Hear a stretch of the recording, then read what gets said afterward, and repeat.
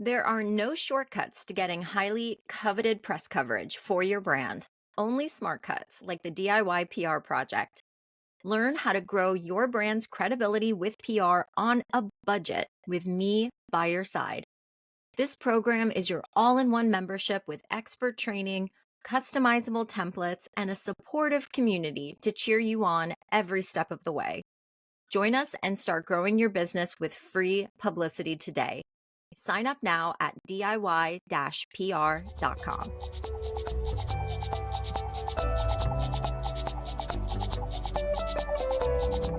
Pain is inevitable, but suffering is optional. I've heard this saying countless times, but it wasn't until recently that I began to understand its deeper meaning. For the past 10 years, and most intensely in the last 4 years, I have been battling chronic neck pain.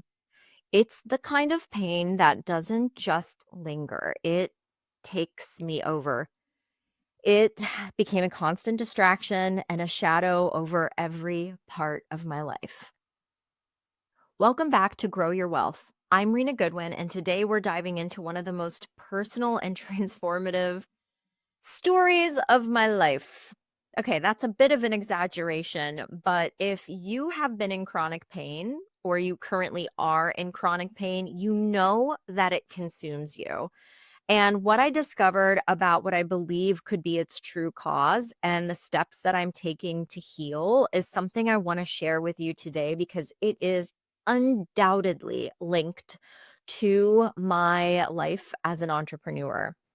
So, if you've ever felt like your body was trying to tell you something, this episode is for you.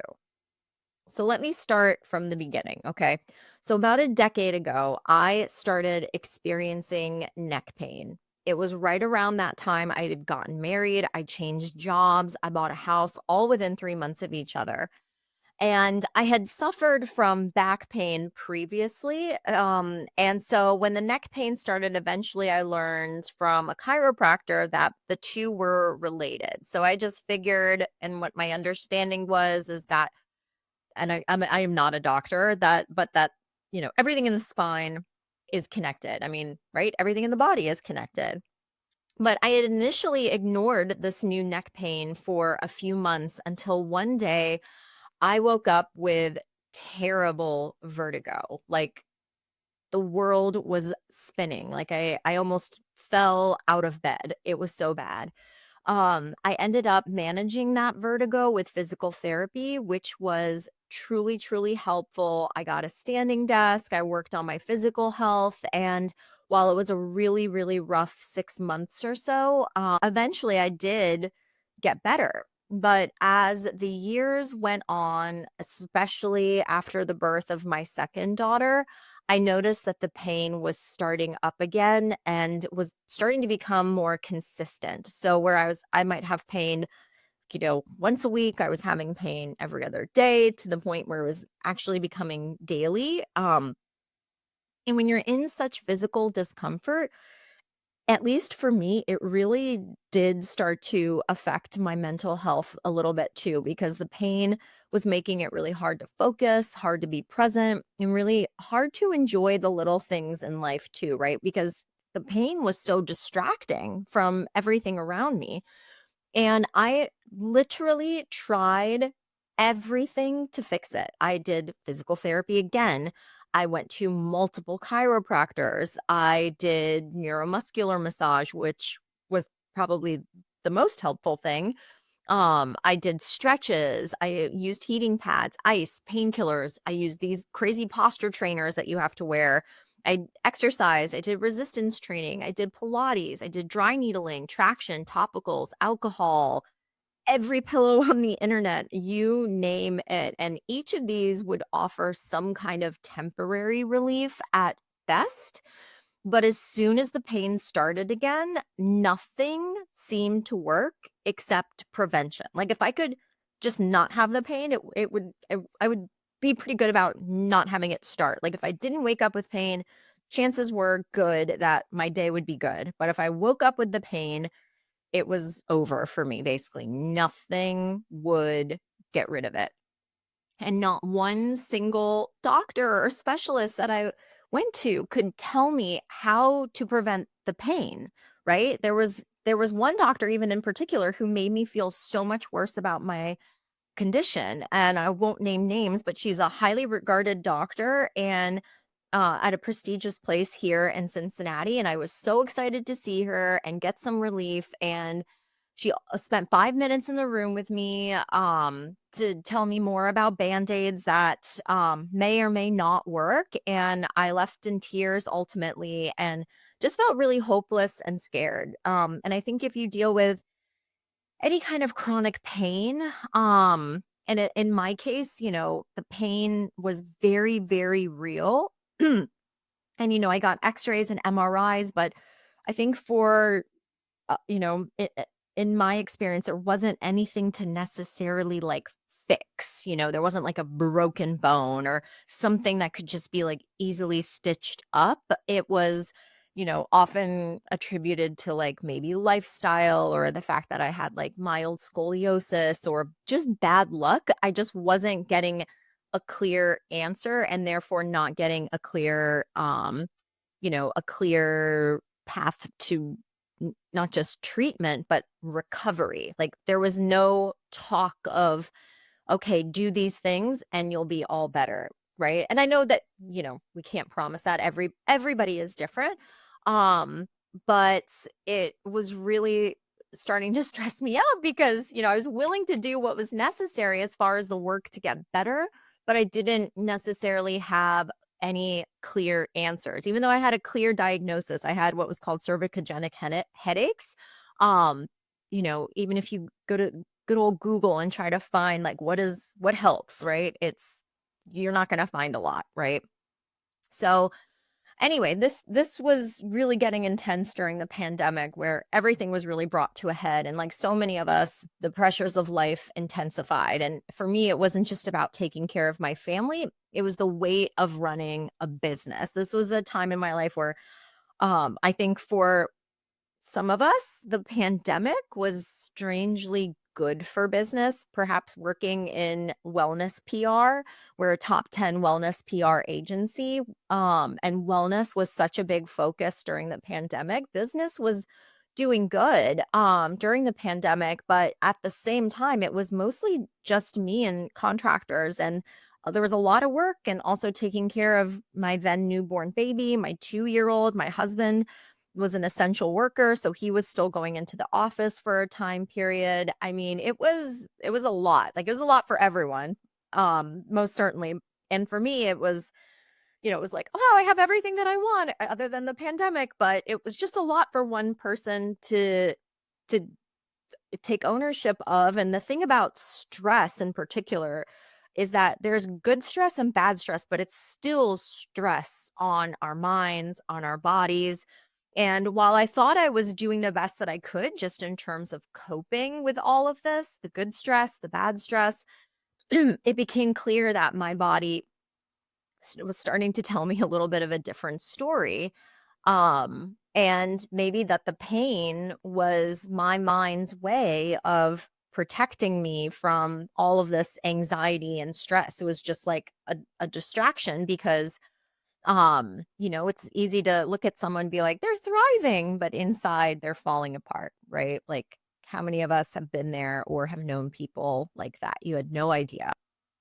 So I stumbled upon a book not too long ago that really changed everything. And because the pandemic, after that was kind of over, it's not like, oh, life is back to normal and I'm feeling great again. This pain continued to increase. And anyway, the book that really changed everything for me was called The Mind Body Prescription by Dr. John Sarno.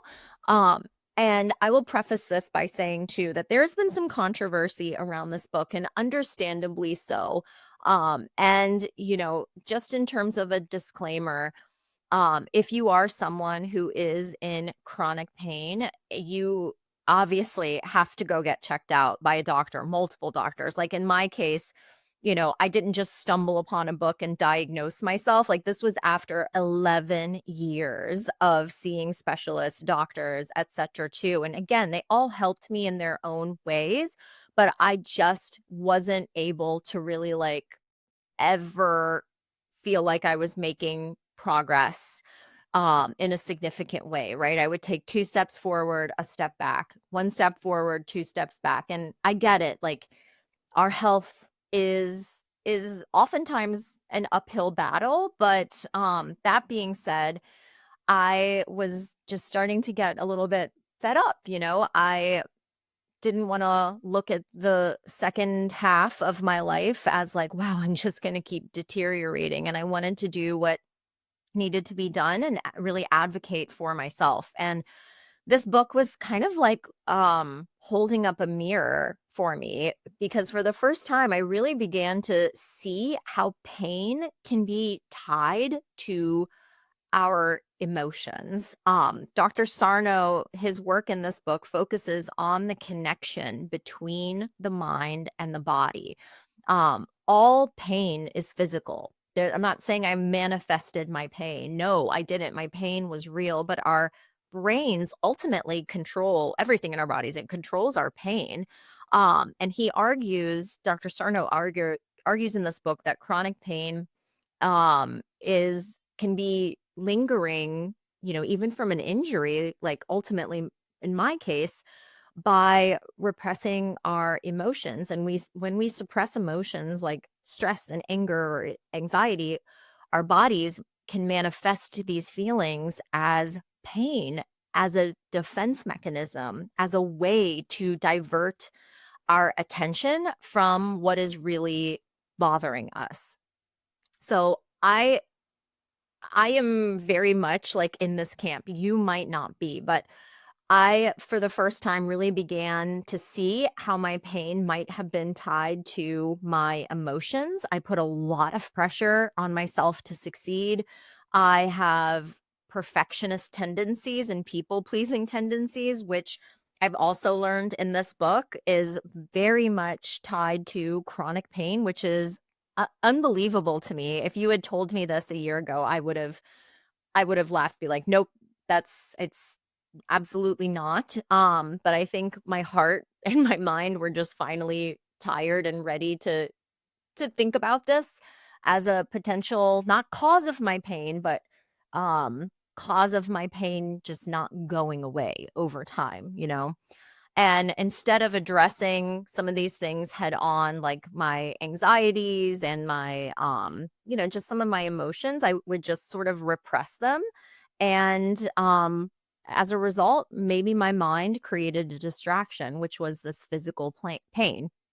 And I have to be clear too that my x-rays, my MRIs showed no signs of damage. So if you are someone you're like, I'm in a lot of pain and I have X reason for it, this whole approach may not work for you or may not work for you now. But this is about chronic pain that is a bit unexplained. Let's put it that way. For me, I could not get a clear solution or a way to prevent my pain. I wasn't formally injured anymore, yet it felt like I was, right? Like you cut your finger, it heals. You know, you throw out your back, it heals. You know, it's for me, I just wasn't healing. So I guess too, this experience that I was feeling was not uncommon, especially like I said, for perfectionists and for people pleasers, of whom I might as well be the CEO of perfectionism and people pleasing, which you know, I'm reading this other amazing book. I'll try to find it and link it in the show notes about perfectionism that actually one of my clients recommended. And it has been so helpful as well too, because I thought, you know, perfectionism was maybe a bad thing, but I'm learning in this book that it can actually be harnessed in a very healthy way. So I might try to find someone to be a guest on a future episode to talk about this, because I think a lot of entrepreneurs are one of five kinds of perfectionists. But again, it can also show up in harmful ways. Research published in the Journal of Behavioral Medicine suggests that individuals with perfectionist tendencies are more likely to experience stress related health issues, including chronic pain. Similarly, studies in the Journal of Psychosomatic Research have found that people who prioritize others' needs over their own, often referred to as people pleasers, are more prone to stress induced physical symptoms. These personality traits can also lead to a constant state of hypervigilance and make it really difficult for the body to relax and recover. So, what do you do when you realize that your pain might not be what you thought it was? This was this was hard for me. For me, it just started with honesty with myself about what I was feeling, what I may have been avoiding, and how I was managing my stress. As I said, I am totally guilty of powering through, as I call it, which I have since learned is not necessarily a trait to be celebrated. I think for those of us who get into small business ownership, entrepreneurship, or even, just high performing individuals, powering through is a bit of our superpowers. When others give up, we're resilient and we push forward. And I think that that's okay sometimes, but if that's you, like it was me all the time, that's tough on our bodies. It's tough on our minds because again, we need rest. We need recovery, right? I started to see these patterns once I like started to realize like, oh my gosh, like all of these things that, were my so-called superpowers, I was able to do them. I was able to push through, but possibly at the expense of my physical well-being. I was in pain. Like I would start to see these patterns where like if I did not like stop and take a break when I'm really stressed out or whatever, like I would feel this nagging in the back of my neck that was just, you know, I don't know how I didn't put 2 and 2 together. I just figured because I work at a desk, like, of course, my I've been at this desk for a few hours. Of course, my neck's gonna start hurting, right? But why are other people able to sit at a desk for a few hours and their neck stops, not hurt, right? And there's no explanation. I'm not gonna sit there and dissect that. I can just talk about myself and what has been eye-opening for me. I started to notice patterns once I became self-aware. And I think that that is for so many things in life, right? Like if there is a problem and you're trying to find a solution, the first step is awareness. And I started to see, oh my God, I think by powering through and not being honest with myself about what does Rena need right now, not just what everybody else needs, but what do I need right now? I realized that I was carrying years of pressure put on myself and not caring about my own self, but carrying the burdens of people around me as a service provider, as a mother, as a wife, as a daughter, all of these things. And I'm not advocating for being, totally selfish and, throwing everyone's needs out the door. No. What I'm advocating for now for myself that has made a difference in my pain is including myself as someone to take care of as well too. So let's talk about fear for a moment and guilt because when you think about stress it's there's work stress, but I think there's a lot of underlying emotion around it too. Dr. Sarno talks about how fear of pain even in and of itself can make pain worse. I was terrified of my pain. I would wake up every morning and be like, "Is today gonna be a good day or a bad day?" When it comes to my neck pain. I would obsess about the pain when it would strike. If I, took some Tylenol or ibuprofen, I would literally be like looking at the clock, like, when is it gonna stop? When's this pain gonna stop? Because remember, nothing really worked to get rid of it. And if something worked once, it wouldn't always work again. And this constant fear created a vicious cycle. I don't know if this feels familiar to you if you're listening to this and you're someone who has also dealt with chronic pain. But this was very real for me. This fear was very real for me. And um, I have to say too that, like, I think some of that fear was also, had some guilt underlying in that fear as well too. Giving myself permission to let go of the guilt was really hard, but also liberating. It's really hard to do if you are a chronic people pleaser as well too. And I'm still working to dismantle these feelings, but for now, I'm telling you, just acknowledging some of these feelings alone has brought me relief. And I am someone too, folks, like you also may have a therapist. Like I am all about therapy, and therapy alone did not get rid of my pain. And something really interesting that Dr. Sarno talks about in the Mind Body Prescription is about neuroplasticity. And I can't even begin to like really explain it. I'm going to see if I can bring someone on the show to also talk about this as well too, because I think it's so, so important, but how we can really train our brains. And so over time, right, talking about myself, I likely trained my brain, or I trained my brain to suppress, my needs and emotions, and use my physical pain as a distraction from those needs and emotions as well too.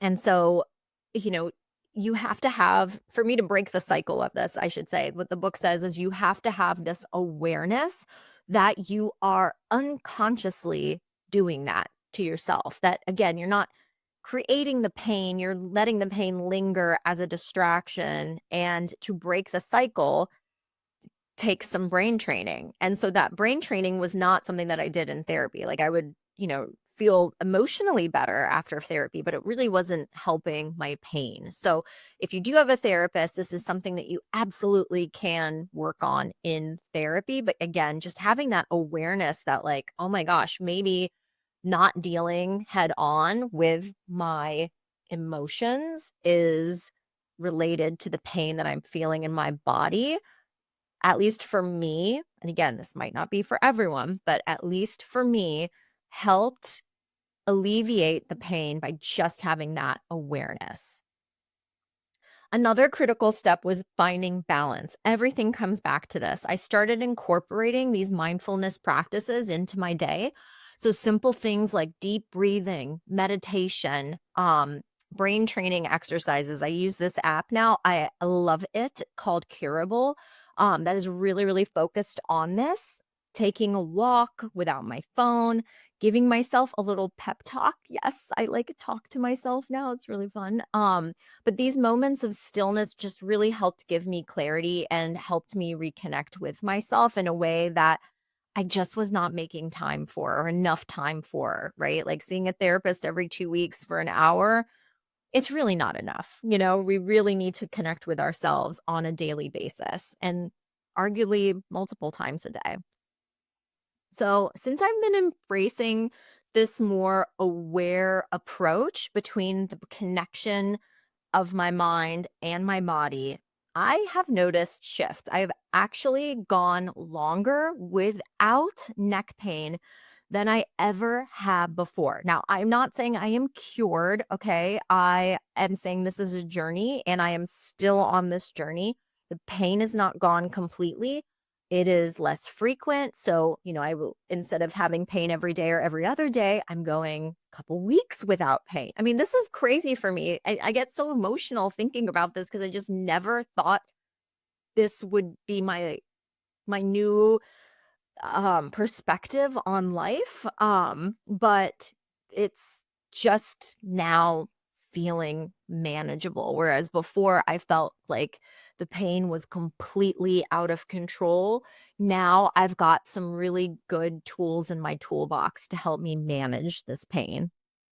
I'm also um learning to let go of things like intense perfectionism and pressure that kind of got me here in the first place. Again, like I'm learning how to harness perfectionism for good rather than use it for everyone else's benefit instead of my own. And that is part of being human. We just learning more and more about ourselves I think a key component to recovering as well. So if you are feeling chronic pain, or if you're struggling with chronic pain and you feel like your body is carrying the weight of your stress, first, go see a doctor and at least rule out anything serious. Okay. Um, this is key. Okay. I'm not here to like be super woo woo and tell you like, oh, the pain's in your head. Absolutely not. If you are in pain, the pain is real. If someone had ever told me that the pain was in my head, I would have slapped them. The pain is not make believe. Okay. But you need to rule out anything else serious. That being said, if my experience sounds like yours, okay, where you might be, someone like me who has these people pleasing, perfectionist tendencies, is exceptionally stressed out a lot of the time, and you're in chronic pain, you might want to explore this mind body connection. And what I love about this is that it is a really low risk thing, right? Just to ask yourself to be present with yourself and dig deep and find out about your emotions. It's a low risk thing. It's not taking, putting a band-aid on it. It's really about self-exploration. It's low risk and potentially high reward. It's low cost as well too. I mean, my God, if anything, I live here in the United States, obviously, like anything medical related is quite pricey here. So this is a really low risk, low cost way of exploring a mind body connection and seeing if you might be able to disrupt some of these pain cycles. You can also start by journaling, writing down your thoughts, even if they feel messy or trivial, really focusing on those feelings that you have, and practicing gratitude as well too, right? Because I don't want to make it sound like if you're a pessimistic person, like all of this is going to affect the way that your body feels. But again, our minds do control our body, so there can be a connection there. And by just kind of facing these emotions and things like that head on, and then finding glimmers in your day that you can be grateful, can also make all the difference. So you want to also talk to someone that you trust about this as well too. I think that that can certainly be therapeutic in and of itself, and just be kind to yourself. I think that that's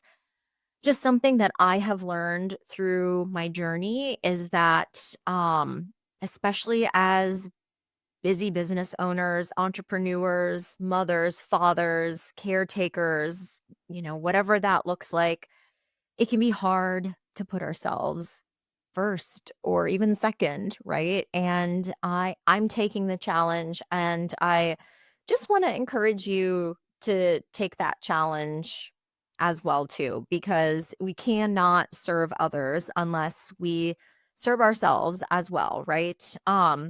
And remember, this isn't an overnight fix. Healing of any kind takes time. But the first step is recognizing that your body and mind are connected in ways that we're only beginning to understand. And in my case, I have realized through this journey that I might have more influence over my pain, whether I have it or not, more than I realized. And I wanted to just take an episode to share my personal experience with you all, because to be honest with you, I haven't heard a podcast episode on this, like talking about entrepreneurs and business owners that face chronic pain.